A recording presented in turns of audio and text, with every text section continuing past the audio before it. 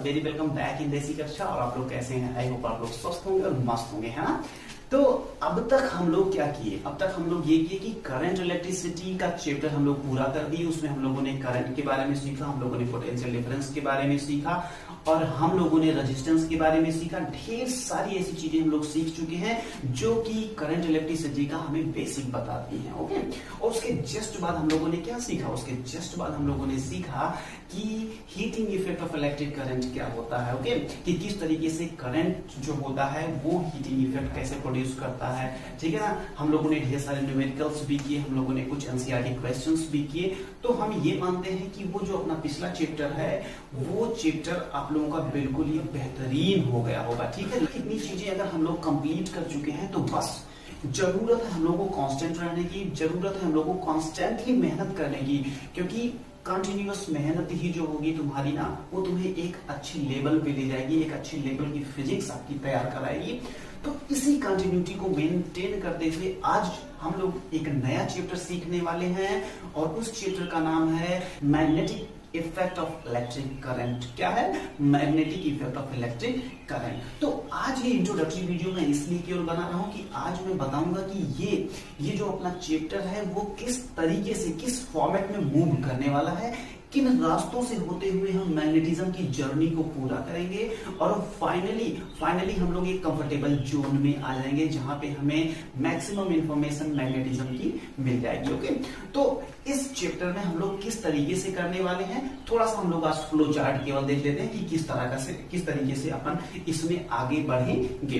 तो magnetic effect of electric current में सबसे पहली चीज जो मैं आप लोगों को डिफाइन करूंगा, जो मैं आप लोगों को बताऊंगा, वो होगा इसका इंट्रोडक्टरी सेशन, इसका इंट्रोडक्शन की वास्तव में मैग्नेटिज्म किसे कहते हैं। हम लोग एक प्रैक्टिकल डेफिनेशन बनाने की कोशिश करेंगे और उसको सीखते हुए थोड़ा सा आगे बढ़ेंगे। तो उसमें रहेगा कि मैग्नेटिज्म क्या होता है ना। मैग्नेटिज्म के बारे में हम लोग जानेंगे कि किस तरीके की जो एक्टिविटी होती है उसको अपन मैग्नेटिज्म कहते हैं। मैग्नेटिज्म में फिर थोड़ा सा उसका हिस्टोरिकल बैकग्राउंड हम लोग बनाने की कोशिश करेंगे कि इसकी हिस्ट्री क्या है। वास्तव में क्या होता है कि जब किसी चीज के इतिहास को अपन समझ लेते हैं, किसी चीज की ओरिजिन को अपन पकड़ लेते हैं, तो वो सारी चीजें अपन को ना सीखना बड़ा आसान हो जाता है ना। तो उसके बेसिक पे चलेंगे कि वास्तव में ये जो मैग्नेट वर्ड आया है, जो मैग्नेट वर्ड आया है, ये कहां से आया है ना। ये एक प्लेस थी, उस प्लेस से किस तरीके से चीजें निकल के आई, फिर कौन से साइंटिस्ट ने कब किस समय पे कौन सी चीजें इजाद की, कौन सी चीजें डिस्कवर की, जो मैग्नेटिज्म चैप्टर में और बूस्ट लाया। इन सारी चीजों को हम लोग जानेंगे किसमें? हिस्टोरिकल बैकग्राउंड में। ओके, उसके जस्ट बाद अपन सीखने वाले हैं मैग्नेटिक इफेक्ट, है ना। Magnetic field and magnetic field lines वास्तव में होता क्या है कि जैसे अपन होते हैं ना, जैसे अपन होते हैं तो अपन किसी गांव में रह रहे होते हैं, किसी शहर में रह रहे होते हैं, तो कहते नहीं कि ये इसका एरिया है, ये इसका एरिया है, इस एरिया में मत जाना नहीं तो वो पकड़ लेगा, लाइक ऐसा कुछ। तो मैग्नेट जो होते हैं, मैग्नेट का भी अपना कुछ एरिया होता है, ठीक है ना। उनकी भी अपनी कुछ फील्ड होती है, जिस पर्टिकुलर फील्ड में उनका इफेक्ट होता है, जिन मैग्नेट का ही इफेक्ट होता है उस पर्टिकुलर फील्ड में। तो इस तरीके से वास्तव में क्या साइंटिफिक डिफिनीशन है मैग्नेटिक फील्ड की, उस मैग्नेटिक फील्ड की डिफिनीशन को भी अपन सीखेंगे, है ना। उसके बाद फिर हम लोग ये देखेंगे कि अर्थ मैग्नेटिज्म में हम लोग क्या सीखेंगे। जैसे मान लो कि अपनी पृथ्वी है, ठीक है ना। अब इस पृथ्वी में किस तरीके की मैग्नेटिक फील्ड लाइंस निकलती हैं, किस तरीके से ये पृथ्वी जो है तुम्हारी पृथ्वी जो है एक बड़े मैग्नेट की तरह काम करती है। और इसमें तुम्हारा मैग्नेटिक डायरेक्शन क्या होता है, इसकी जियोग्राफिकल डायरेक्शन की क्या होता है। तो इस पूरी पृथ्वी को हम लोग क्या करेंगे, इस पूरी पृथ्वी को हम लोग स्टडी करेंगे, किसको लेके? मैग्नेटिज्म को लेके। ओके, तो बिल्कुल इस पृथ्वी को हम लोग मस्त फॉर्म में स्टडी करने वाले हैं इस मैग्नेटिज्म के चैप्टर में। तो बिल्कुल आप लोग बने रहे। तो वो क्या है? वो अर्थ ही है ना भाई। अगर अपन अर्थ पे रह रहे हैं तो इस तरह की एक्टिविटी अगर हो रही, इसका मतलब कुछ ऐसी इनबिल्ट चीजें हैं अर्थ में ही, अपनी पृथ्वी में ही, जो इन सारी एक्टिविटीज को करने में मजबूर कर देती हैं। बोलो हाँ या ना? बिल्कुल भैया। अगर इस तरह की चीजें हैं तो उसको हम लोग फाइंड आउट करने की कोशिश करेंगे कि पृथ्वी कैसे एक मैग्नेट की तरह काम करती है और वास्तव में पृथ्वी में वो मैग्नेटिज्म आया कहां से। भाई ऐसा क्या है पृथ्वी में जो उस तरीके की मैग्नेटिक चीजें प्रोड्यूस करता है। तो जो अपना थर्ड टॉपिक होगा वो होगा अर्थ मैग्नेटिज्म। ओके, तो अर्थ मैग्नेटिज्म में हम ये सारी चीजें सीखने वाले हैं। ओके, और दो चीजें हम आपको और बताएंगे, एक होता है मैग्नेटिक डायरेक्शन, एक होता है मैग्नेटिक डायरेक्शन और एक होता है जियोग्राफिकल डायरेक्शन, हो है ना। तो जियोग्राफिकल और मैग्नेटिक डायरेक्शन में भी अपन जो है इसमें क्या डिफरेंसेस अपन देखेंगे। अगला जो अपना टॉपिक होगा वो टॉपिक होगा magnetic field pattern, magnetic field pattern due to, यानी कि अगर तो सबसे पहला उसमें होगा कि स्ट्रेट वायर से, अगर अपन करंट पास करते हैं तो किस तरीके से मैग्नेटिक फील्ड लाइंस बनती हैं। दूसरा अपन देखेंगे, दूसरा जो अपना टॉपिक होगा वो ये होगा कि जब एक सर्कुलर लूप होता है तो उससे किस तरीके की मैग्नेटिक फील्ड लाइंस प्रोड्यूस होती हैं। फिर तीसरा जो अपना टॉपिक होगा वो होगा कि अगर अपन सोलेनाइड लेते हैं और सोलेनाइड में करंट अगर सेंड करते हैं, करंट भेजते हैं, तो किस तरीके की मैग्नेटिक फील्ड प्रोड्यूस होती है। ये अपना होगा तीसरे पार्ट में। उसके जस्ट बाद अपन ये देखेंगे कि कुछ ऐसे रूल्स होते हैं अगर हमको करंट की डायरेक्शन पता हो, अगर हमें मैग्नेटिक फील्ड की डायरेक्शन पता हो, तो किस तरीके, तो जैसे अगर करंट की डायरेक्शन पता है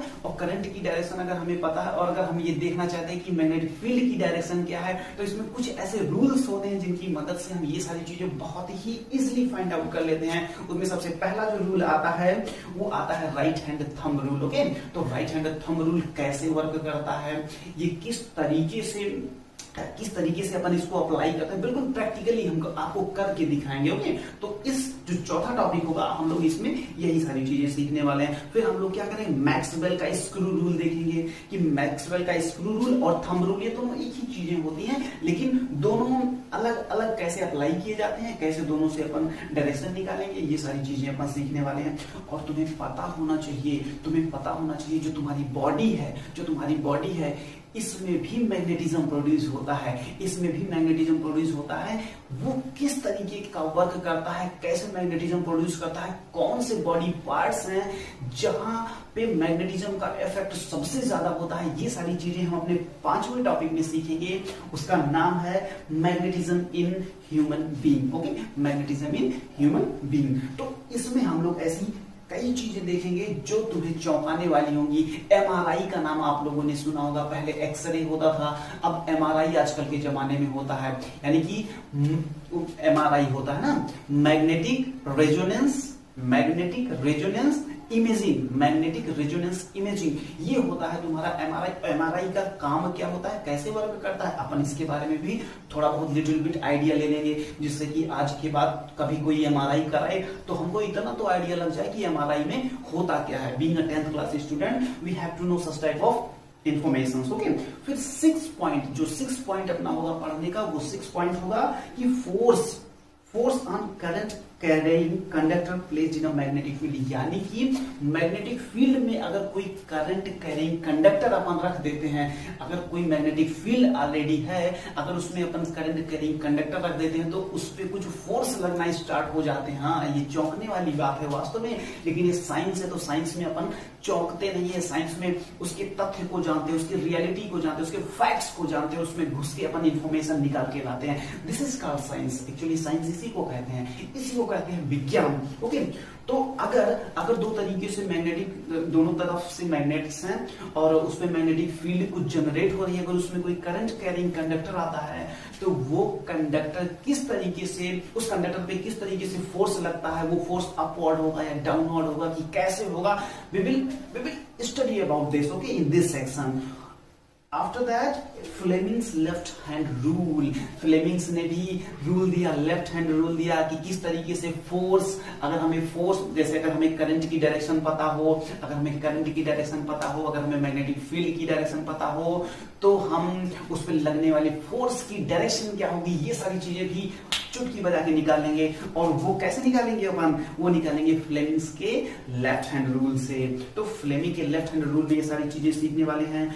उसके जस्ट बाद आपको पता होगा कि मैग्नेटिज्म अगर तुम्हारे दिमाग में आए तो तुम्हारे आसपास जितनी भी चीजें रन कर रही हैं, जैसे तुम हवा खाने के लिए फैन का यूज करते हो, फैन में मोटर लगी होती है, वो मोटर भी इलेक्ट्रिक करंट ऑफ है ना, magnetic effect of electric current पे ही डिपेंड करती है। सुबह जब आप उठते हो तो ब्रश करते हो, पता है ब्रश आजकल थोड़ा सा इलेक्ट्रॉनिक ब्रश आने लगे। इलेक्ट्रॉनिक ब्रश में भी तुम्हारे छोटे छोटे मोटर्स लगे होते हैं जो तुम्हें टूथ ब्रश करने में, है ना, जो तुम्हारी मदद करते हैं। या उससे भी ज्यादा क्या हुआ, आजकल पहले क्या होता था, अपन कुएं से पानी निकालते थे, बड़ी मेहनत करते थे, तब जाके कहीं खेत की सिंचाई हो पाती थी। इवन अपन पानी पीने के लिए दूर नदियों से जाके पानी लाया करते थे। लेकिन आजकल क्या हो गया, जब से मोटर की डिस्कवरी हो गई, तब से इन सारी चीजों से अपन को क्या मिल गई, छुट्टी मिल गई। अब अपन आराम से एक बटन ऑन करते हैं और सन्न से पानी निकलने लगता है और अपन आराम से पीते हैं, अपने खेतों की सिंचाई भी करते हैं। किसान भाई तो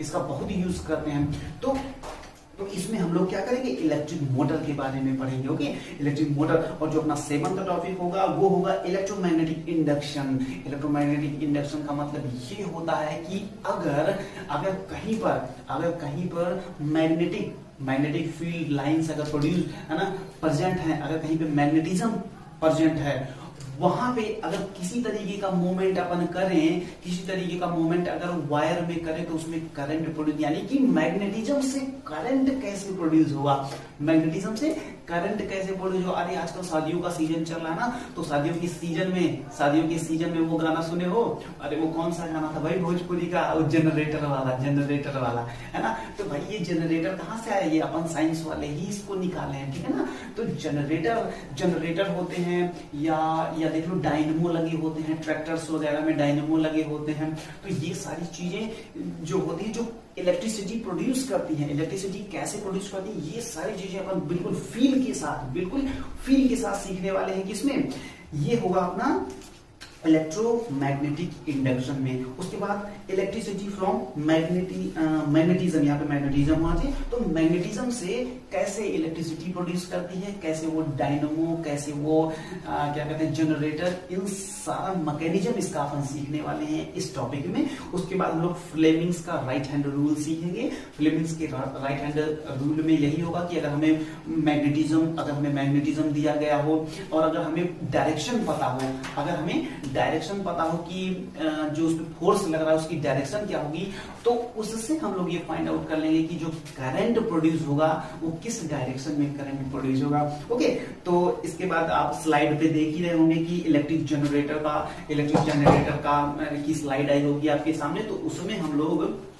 उसमें हम लोग ये देखेंगे कि किस तरीके के, किस प्रिंसिपल पे ये जो है जनरेटर्स काम करते हैं। ओके, फिर उसके बाद हम लोग थोड़ा सा डोमेस्टिक सर्किट्स के बारे में स्टडी करेंगे कि शॉर्ट सर्किट क्या होती है, ओवरलोडिंग क्या होती है, एमसीबीज क्या होते हैं। क्योंकि being a 10th class student हमें ये सारी चीजें जानना चाहिए कि कब ओवरलोडिंग होता है, कब लाइट कट आउट हो जाती है, कब एमसीबी गिर जाती है या एमसीबी किस प्रिंसिपल पे वर्क करती है। तो ये छोटी छोटी इंफॉर्मेशन जो है हम लोग 1 by 1 करके इसको सीखते जाएंगे। और जैसे कि हमेशा हम लोग करते आए हैं कि जब चैप्टर हमारा पूरा एंड अप हो जाता है तो उसके बाद हम लोग क्या करते हैं, हम लोग क्वेश्चन आयर सेशन रखते हैं। और उस क्वेश्चन आयर सेशन में हम लोग केवल बोर्ड के क्वेश्चंस ही नहीं देखते हैं, बल्कि हम लोग नीट और जेई लेवल के क्वेश्चंस को भी क्रैक करने की पूरी कोशिश करते हैं। क्योंकि अपन क्या है, अपन 10th क्लास में, और 10th क्लास में ही स्टार्ट होती है जेई की, नीट की, या किसी भी बड़े एग्जाम्स, टेक्निकल एग्जाम्स की प्रिपरेशन यही से स्टार्ट हो जाती है। तो अगर अपन यहाँ से थोड़ा थोड़ा सीखते चलेंगे ना, तो फिर आगे चल के अपन बहुत ही भयंकर करने वाले हैं, बहुत ही मस्त, बहुत ही गुड फॉर्म में चीजों को एग्जीक्यूट करने वाले हैं अगर यही से करते जाएं। तो ये जो क्वेश्चनायर सेशन होगा, अपना क्वेश्चन प्रैक्टिस सेशन होगा, ये बहुत ही गजब लेवल का होने वाला है। इसमें सबसे पहले अपन क्या करेंगे, सबसे पहले अपन नॉर्मल क्वेश्चंस देखेंगे, फिर बोर्ड लेवल वाले क्वेश्चन देखेंगे, फिर उसके बाद हम लोग क्या करेंगे, फिर हम लोग उसके बाद एनसीईआरटी क्वेश्चंस करने के बाद फिर हम लोग नीट और जेईई वाले भी सेक्शन में चलेंगे और उसमें देखेंगे कि हम लोग 10th क्लास में रहते हुए